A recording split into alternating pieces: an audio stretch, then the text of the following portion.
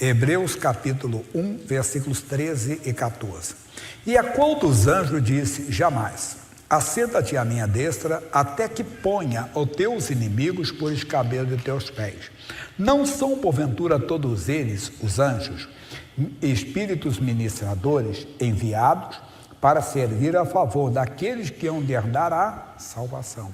Então, nós devemos entender que os anjos de Deus são espíritos ministradores, enviados para servirem a nosso favor. Nós que vamos herdar a salvação, que nós aceitamos a salvação que está em Cristo. Quando isso acontece, pastor Jaime? Quando eu estou agindo sobre a palavra, quando eu estou agindo sobre a revelação de Deus. Salmo 103, versículo 20. Salmo 103, versículo 20. Ele diz: bendizei ao Senhor quem? Anjos seus, magníficos em poder. Eles têm o poder de Deus com eles. Que cumpris as suas ordens, obedecendo à voz da sua palavra. Então, não é para você dar ordem a anjo. Anjo de Deus, faça isso, aquilo. Não. É quando eu oro fundamentado na palavra, quando eu oro de acordo com a palavra, quando eu estou agindo, fazendo algo de acordo com a palavra, eu estou dando voz à palavra de Deus, eles ouvem. No caso que nós conhecemos bastante, é Sadraque, Mesaque e Abednego, quando eles foram lançados na fornalha de fogo ardente. Mas por que eles foram lançados lá? Vamos para Daniel, capítulo 3. Não estou lendo tudo não, que é muita leitura, tá? Vou ler do versículo 20 em diante. Daniel, capítulo 3, no outro eu li do 24 já, que é, vou ler um pouquinho mais. 3, versículo 20. Daniel 3, 20. Diz: e ordenou aos homens mais fortes que estavam no seu exército que atassem a Sadraque, Mesaque e Abednego para os lançarem no forno de fogo ardente. E então aqueles homens foram atados com suas capas e seus calções e seus chapéus e as suas vestes, e foram lançados dentro do forno de fogo ardente. E porque a palavra do rei apertava e o forno estava sobremaneira quente, a chama do fogo matou aqueles homens que levantaram a Sadraque, Mesaque e Abednego. E estes três homens, Sadraque, Mesaque e Abednego, caíram atados dentro do forno de fogo ardente. O Nabucodonosor gostava dos três, porque eles eram amigos de Daniel. E Daniel foi um homem usado por Deus até para ajudar Nabucodonosor. Quando ele recebeu a notícia que eles não tinham ainda se dobrado diante da estátua, o Nabucodonosor, num delírio satânico, mandou fazer uma imagem enorme, uma estátua de ouro puro, e mandou todos se dobrarem diante da imagem, se ajoelharem, quando ouvissem uma certa música. E esses três homens não se dobraram, foram denunciados. Tem aqueles três hebreus, aqueles judeuzinhos estão fazendo um pouco caso da tua imagem, não se dobraram. O quê? Tragam Sadraque, Mesaque e Abednego. E vocês não sabem que tem um decreto que deve ser cumprido? E eles simplesmente disseram: o Deus a quem nós servimos é Ele que poderá nos libertar. Nós não serviremos a ti nem aos teus deuses. Mas por quê? Não era que eles eram arrogantes. O que diz a Bíblia em Êxodo capítulo 20? Não farás para ti imagem de escultura, não prestarás culto a elas, não se dobrarás diante delas. Então eles preferiram o quê? Obedecer a palavra de Deus. Aí o Nabucodonosor ficou irado, mandou aquecer 7 vezes mais do que o normal. Era tanto fogo que quando os homens fortes foram lançar Sadraque, Mesaque e Abednego, veio aquela chama de fogo, lambeu os homens, matou, que os homens morreram. E diz assim o versículo seguinte: e estes 3 homens, Sadraque e Mesaque, caíram atados dentro do fogo de fogo ardente. 24. Então o rei Nabucodonosor se espantou e se levantou depressa, falou e disse aos seus capitães: não lançamos nós 3 homens atados dentro do fogo? Respondeu e disseram ao rei: é verdade, ó rei. E respondeu e disse: eu, porém, vejo 4 homens soltos que andam passeando dentro do fogo e não há nada de lesão neles. E o aspecto do quarto é semelhante ao filho dos deuses, quer dizer, era uma coisa sobrenatural. Então se chegou Nabucodonosor à porta do forno de fogo ardente, falou e disse: Sadraque, Mesaque e Abednego, servos do Deus Altíssimo, saí e vinde. Então Sadraque, Mesaque e Abednego saíram do meio do fogo, E ajuntaram-se os sátrapas, e os prefeitos, e os presidentes, e os capitães, contemplando esses homens, e viram que o fogo não tinha tido poder algum sobre os seus corpos. Nem um só cabelo da sua cabeça se tinha queimado, nem as suas capas se mudaram, nem cheiro do fogo tinha passado sobre eles. Já pensaram nisso? Foi uma proteção total, de uma tal maneira que nem o cheiro da fumaça ficou lá. Você já ficou perto de fogueira, né? Fica o cheiro da fumaça, tudo, nem cheiro tinha. Por quê? Era a proteção de Deus. Assim devemos andar, com essa proteção de Deus. Nada do dia, o trabalho mais forte de feitiçaria, irmão, feito com fogo, com pólvora, não vai tocar em você. Anda, mas andar com a palavra. Repare, eles não foram arrogantes, não, é que eles tinham a palavra de Deus, então eles não desprezaram a palavra de Deus. E isso é muito importante você notar. E vem mais, diz assim: e falou Nabucodonosor, disse: bendito seja o Deus de Sadraque, Mesaque e Abednego, que enviou o seu anjo. E ele entendeu que era um anjo ali, aquele quarto homem era um anjo. E livrou, né? Esse era um anjo que livrou, deixa eu pegar aqui, e livrou seus servos, que confiaram nele, pois não quiseram cumprir a palavra do rei, preferindo entregar seus corpos, para que não servisse nem adorasse a algum outro Deus, senão o seu Deus. Como é que eles serviam a Deus? Obedecendo a palavra. Por mim, pois, é feito um decreto, pelo qual todo o povo, nação e língua, que disser blasfêmia contra o Deus de Sadraque, Mesaque e Abednego, seja despedaçado, e suas casas feitas um monturo, porquanto não há outro Deus que possa livrar como este. Então o rei fez prosperar Sadraque, Mesaque e Abednego na província de Babilônia. Honre a palavra. Você pode ter certeza que isso vai acontecer. Quando o inimigo tentar qualquer coisa contra você, Deus lhe dá uma proteção tão grande, através dos seus anjos, que não toca nada em você. O que eu falei pode ser qualquer coisa do mal. Temos que andar mais. No capítulo 6, aí você conhece, eu só vou ler o versículo já 20, tá? 6:20. Diz assim: e chegando-se à cova, chamou por Daniel. Daniel foi lançado na cova dos leões, para aqueles que estão começando, porque ele não deixou de orar. Os homens invejosos notaram que Dario gostava. Dario era um medo persa que tinha assumido, entenda, aquele reino, o império ali, no lugar. Nabucodonosor morreu. Quando o filho dele entrou, Belsazar, ficou pouco tempo, logo depois, então teve essa tomada. E aí o rei Dario notou que Daniel tinha um espírito excelente e pensava constituí-lo sobre todos, ele seria como um segundo no reino.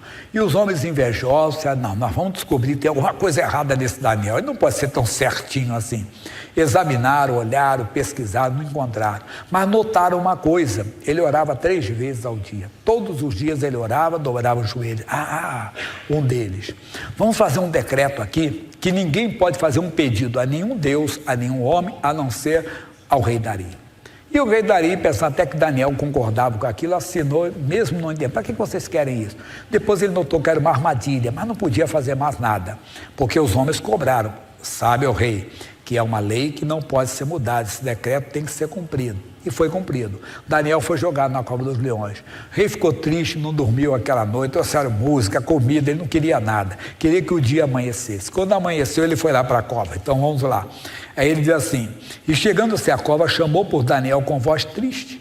Falando o rei, disse a Daniel: Daniel, servo do Deus vivo, dá-se-ia o caso que o teu Deus, a quem tu continuamente serves, tenha podido livrar-te dos leões? Então Daniel falou ao rei e disse: ó rei, vive para sempre. O meu Deus enviou o seu anjo, que fechou a boca dos leões, para que não me fizessem dano, porque foi achada em mim inocência diante dele, e também contra ti, ó rei, não tenho cometido delito algum.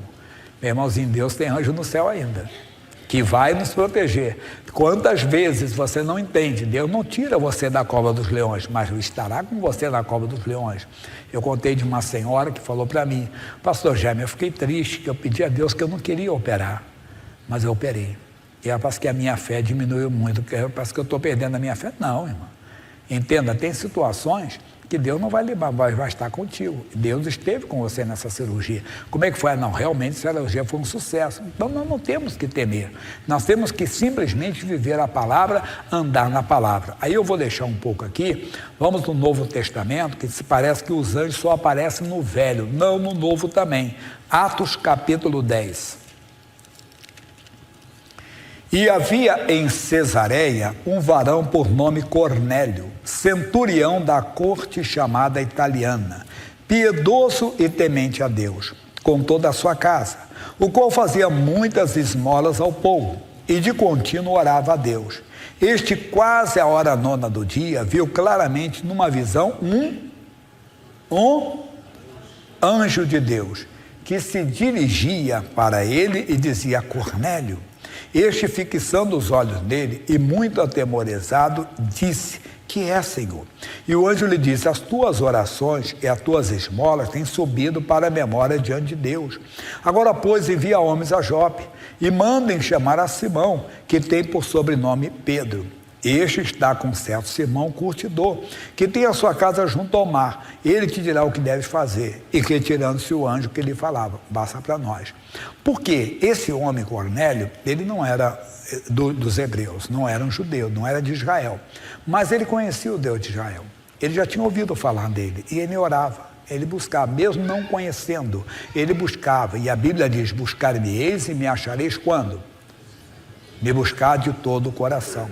No Salmo 33, no versículo 13, o Senhor diz assim, Salmo 33, 13: o Senhor olha desde os céus e está vendo quem? Todos os filhos do homem.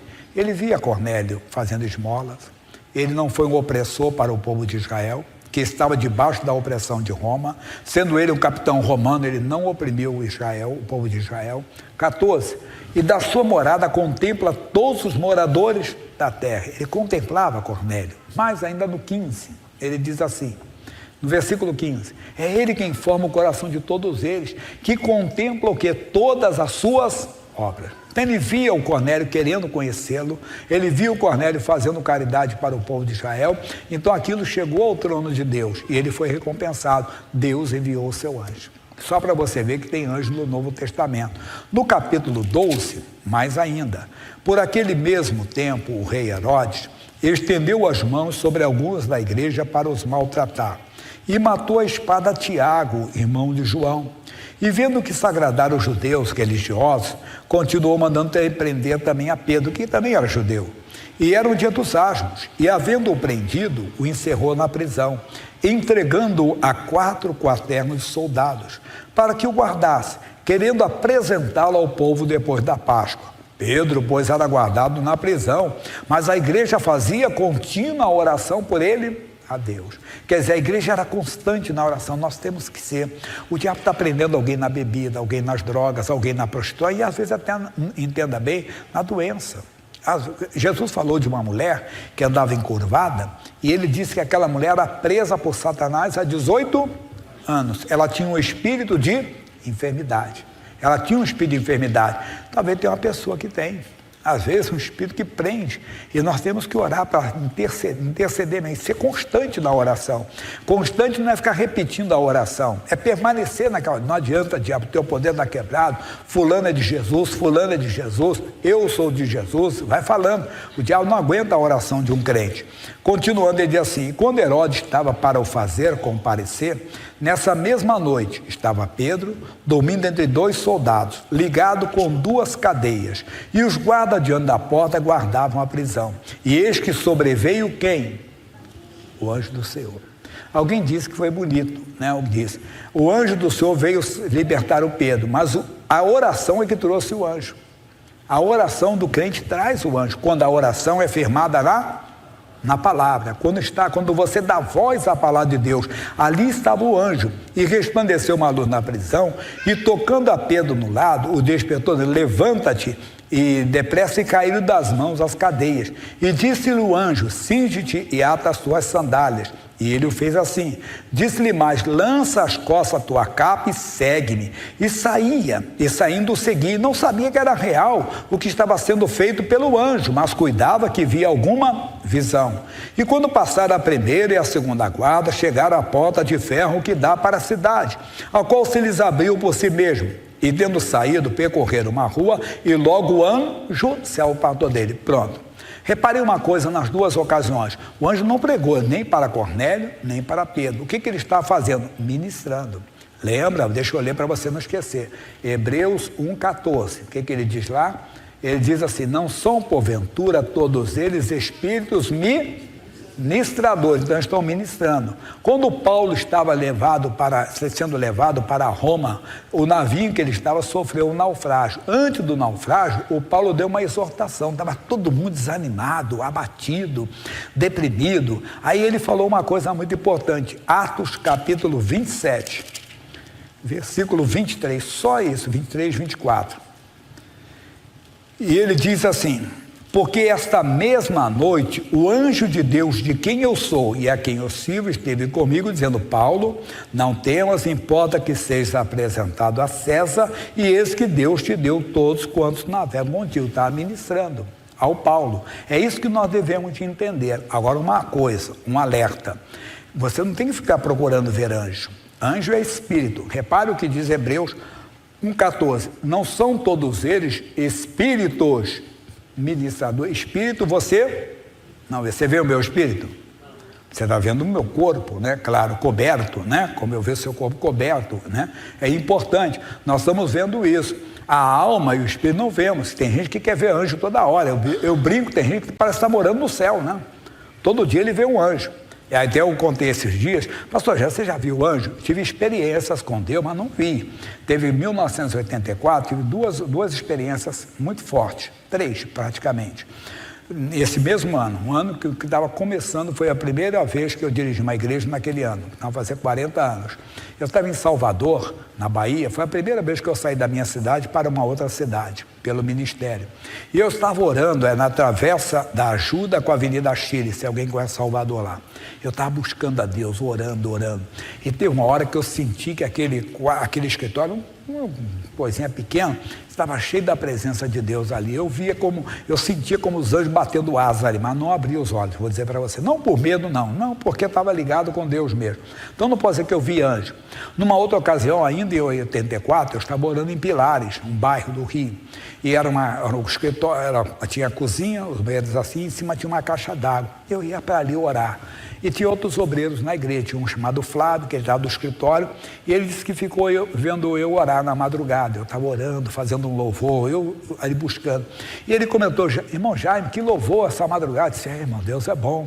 Ele disse: no meu quarto, lá do escritório, onde nós dormíamos, eu disse: eu sentia a presença de Deus. E quem era aquele irmão que estava contigo? Eu disse: não, irmão, não tinha ninguém. Ele disse: não, irmão, tinha, o irmão estava assim, vocês estavam orando. Eu disse: não, irmão, te garanto que só tinha eu ali. Ele disse: se fosse o anjo de Deus, mas eu não vi, foi ele que comentou isso. Outra ocasião, eu estava orando junto com um grupo de pastores, e nós ouvimos um coral, muito bonito, todo mundo louvando a Deus. Eu disse: deve ser alguma igreja que está aqui perto orando. Mas nós, quando abrimos os olhos, não vimos igreja nenhuma, estávamos orando, buscando a Deus. Mas entenda, eu estou falando de 40 anos, quer dizer, eu nunca vi um anjo. Tem gente que está dizendo também que a pessoa não viu. É uma coisa da comunhão dela com Deus. Só estou abrindo os seus olhos para você não querer ficar vendo o anjo, que ele é espírito. Deus pode até te dar essa visão. O que nós temos que fazer? Viver a palavra de Deus. Não ter medo de nada, que nós temos os anjos acampados ao nosso redor. Salmo 34, 7. Eu não citei durante o dia. Salmo 34, 7. E diz assim: o anjo do Senhor acampa-se ao redor de quem? Dos que o temem. Quem é que teme? Aquele que respeita a palavra de Deus. Respeita, que eu tenho falado, da onisciência de Deus. Deus sabe o que eu penso, o que você pensa. Por exemplo, quando você olha para uma pessoa, seja um pensamento bom ou ruim, Deus sabe. Se você tem ódio de alguém, quando você olha para uma pessoa, já viu, fala que não vai com a cara de uma pessoa, não, começa a orar, Jesus, essa pessoa nunca me fez nada, por que eu não vou? E ainda que ela tenha feito, Deus tenha misericórdia dela. Ou desejar o que é proibido, Deus sabe, então você tem que temer a Deus para ter um anjo ao seu redor. Mas vamos que alguém faça um trabalho de feitiçaria, só uma hipótese, e todos os demônios são convocados para acabarem contigo. E agora? Eu brinquei com o pessoal que não temos que temer. Por quê? A Bíblia diz que na rebelião de Lúcifer, quantos foram expulsos do céu? Quantos anjos? 1/3. Bem, se foi 1/3 fora, quantos ficaram? 2/3. Então vamos dizer assim, claramente, se eram 60 milhões ou bilhões, vamos dizer, nós ficamos com 40. Então, se todos os demônios estivessem contra você, não tenha medo. Deus tem mais do seu lado. Então, nosso exército é maior, mas não precisa, porque Jesus falou que para expulsar o demônio, ele expulsava pelo Espírito de Deus, Mateus 12, 28. Mas eu trouxe uma coisa aqui para você, lá no segundo livro de Reis, capítulo 6. Não vou ler muito não, versículo 14. É quando o rei da Síria estava furioso. O que é isso?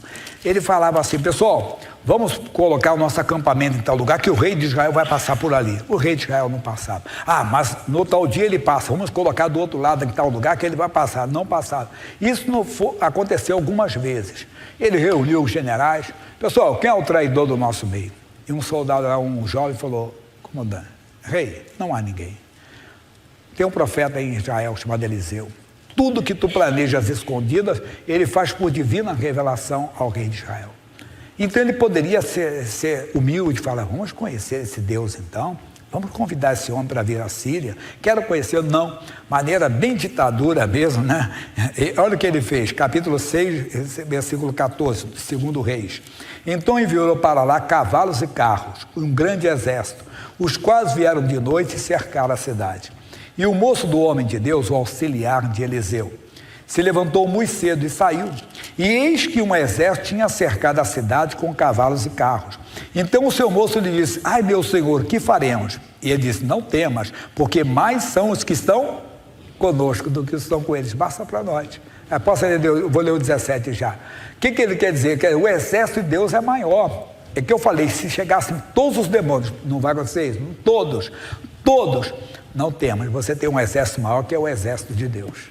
Nunca temos que temer o inferno, nunca mesmo, mas é desnecessário que o assopro do Senhor derruba todo o inferno. 17. E orou Eliseu e disse, Senhor, peço-te que lhe abra os olhos para que veja. E o Senhor abriu os olhos do moço, e viu, e eis que o monte estava cheio de quê? De cavalos e carro de fogo em redor de Eliseu. E basta para nós, tem muita coisa, vamos parar aqui. Você já viu, não temas, você tem um exército de Deus trabalhando a seu favor. Você tem que descobrir quem é você, irmão.